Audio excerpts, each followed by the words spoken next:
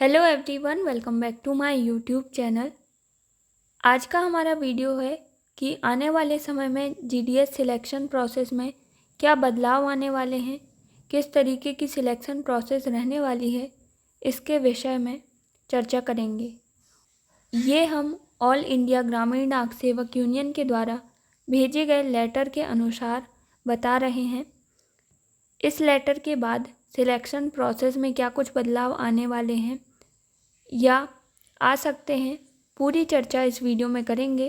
तो वीडियो को लास्ट तक ज़रूर देखिएगा, क्योंकि मैंने पिछले कुछ वीडियोस में देखा है कि वीडियो मैं बहुत लंबा बना रही हूँ ताकि आपको फुल इन्फॉर्मेशन मिल पाए, लेकिन कुछ लोग बस थंबनेल देखकर या 1-2 मिनट देखकर कमेंट कर देते हैं कि वीडियो ही गलत है। तो कृपया करके ऐसे निष्कर्ष में पहुँचने से पहले वीडियो को लास्ट तक अवश्य देख लें, ताकि आप जिस भी निष्कर्ष पर पहुँचें वह सटीक हो। तो चलिए वीडियो को स्टार्ट करते हैं। ये हमारे पास लेटर अवेलेबल है। ये ऑल इंडिया ग्रामीण डाक सेवक यूनियन के द्वारा भेजा गया है सेक्रेटरी को। सेक्रेटरी हैं वंदिता कौल जी। इनको भेजा गया है डाक भवन न्यू दिल्ली में। इसका विषय क्या है?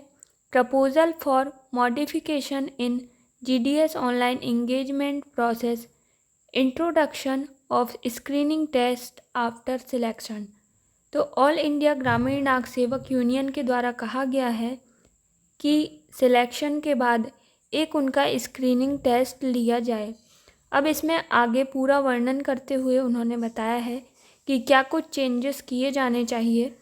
तो उन्होंने लिखा है, respected ma'am, this union submits the following proposal for improving the GDS online engagement process to ensure better recruitment standards and service efficiency across the department।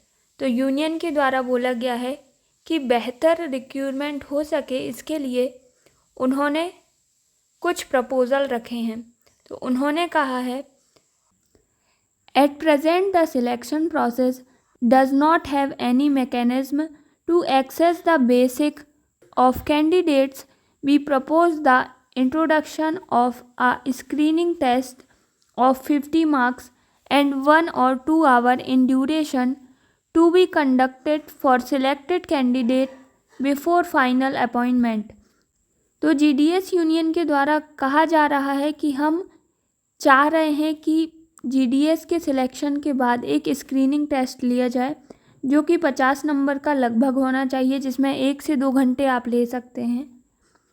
This will ensure minimum standard of aptitude among the incoming GDS.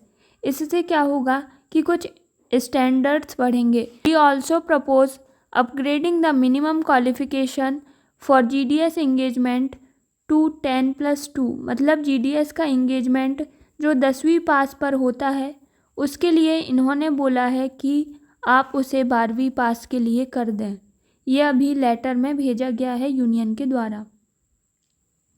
Third point में इन्होंने लिखा है, we also recommended some weightage और preference for local candidates, particularly those educated under the same state board and having long term residence in the area. This will improve local language proficiency, familiarity with the community and better delivery of service। आने वाले GDS selection process में weightage किसको दिया जाए? Local candidate को। जैसे कि MP में बहुत ज़्यादा आपको बाहर के कैंडिडेट देखने को मिल रहे हैं आजकल, इसी तरीके से अदर सर्कल में भी यही हो रहा है। तो जीडीएस यूनियन सेक्रेटरी का ध्यान आकर्षित करना चाह रहे हैं कि लोकल कैंडिडेट को प्रेफरेंस दिया जाए, ताकि हर एरिया के लोग वहीं पर नौकरी कर सकें। इससे क्या है, फैमिलियरिटी बढ़ेगी। यदि कोई बाहर का व्यक्ति, हरियाणा के व्यक्ति एमपी में आकर नौकरी कर रहा है, उसे बोलना नहीं आ रहा है, यहाँ की लैंग्वेज कुछ अलग लैंग्वेज है, या कहीं पर भी जाकर आप एमपी का व्यक्ति मेघालय साइड चला जाए, वहाँ की लैंग्वेज, तो इन सारी चीज़ों की दिक्कतों को देखते हुए इसमें बोला जा रहा है कि प्रेफरेंस दिया जाए लोकल व्यक्तियों को, या जो भी लॉन्ग टर्म रेसिडेंस हैं, बहुत समय से रह रहे हैं। आगे उन्होंने कहा है, we suggest a 3 stage phased implementation first normal online application and short listing, second screening test for top rankers, third final selection based on document verification and screening test result. तो इस तरीके से उन्होंने 3 फेज़ बताए हैं। पहला कि आपका एप्लीकेशन फॉर्म जो है वो फेल हो और उसकी जो शॉर्ट लिस्ट आती है वो, सेकंड उन्होंने बोला है उसमें जो टॉप रैंकर हैं उनका स्क्रीनिंग टेस्ट लिया जाए, और थर्ड डॉक्यूमेंट वेरिफिकेशन के थ्रू स्क्रीनिंग टेस्ट के रिज़ल्ट के अनुसार आपका सिलेक्शन हो। इसमें उन्होंने कहा है this proves would help filter out non serious applicants from the lakhs of applications received in every cycle. It would ensure that selected GDS have basic proficiency before assuming public-facing responsibilities. It also preserves transparency in recruitment while addressing regional needs. Furthermore, it will discourage misrepresented or fake applications. इसका मतलब है कि ये सारी चीज़ें करने से बहुत ही सही तरीके से रिक्रूटमेंट हो पाएगा। जो भी फेक लोग हैं वे हट पाएंगे, वे छट पाएंगे और बहुत अच्छी सेवा डिपार्टमेंट को मिल पाएगी। जो लोग रिस्पॉन्सिबिलिटी निभा सकते हैं ऐसे लोगों का रिक्रूटमेंट हो पाएगा, ट्रांसपेरेंसी आएगी रिक्रूटमेंट में, यही इसमें बोला गया है। नेक्स्ट पॉइंट में उन्होंने बताया है कि जिस तरीके का ट्रेंड चल रहा है इसमें अभी देखने को मिल रहा है कि जीडीएस के पास कम्युनिकेशंस स्किल नहीं है, वो लोकल एडमिनिस्ट्रेटिव के पास बातें नहीं कर सकते हैं, अपना ऑफिस का रूटीन वर्क सही से नहीं कर पा रहे हैं, डिफ़िकल्टीज़ हो रही हैं जिसकी वजह से पब्लिक कंप्लेन कर रही है regarding service quality.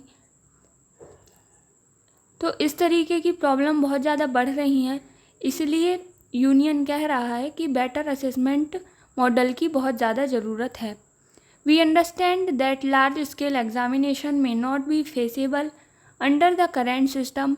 However, this proposal offers a practical solution by limiting the screening test to the finally shortlisted candidate, keeping administrative workload minimal while improving recruitment quality.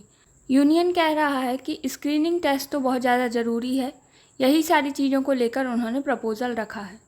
We therefore request that the following step be taken to ensure a fair and efficient improvement in GDS engagement process. इससे बहुत ही अच्छा GDS engagement हो जाएगा। तो GDS union के द्वारा इस तरीके की बातें कही गई हैं।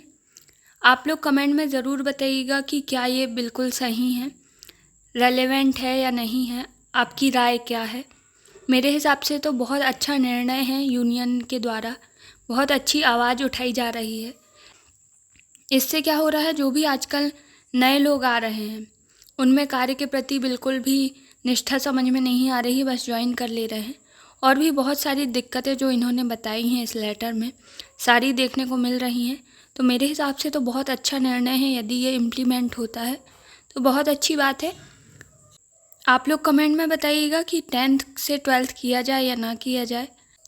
आप अपनी राय ज़रूर शेयर करें। यदि आपको ये वीडियो पसंद आया हो, हेल्पफुल लगा हो, यूज़फुल लगा हो तो वीडियो को लाइक करके चैनल को सब्सक्राइब ज़रूर कर लें, क्योंकि इसी तरीके का मोस्ट यूज़फुल ऑथेंटिक कंटेंट आपको हमेशा मिलता रहता है।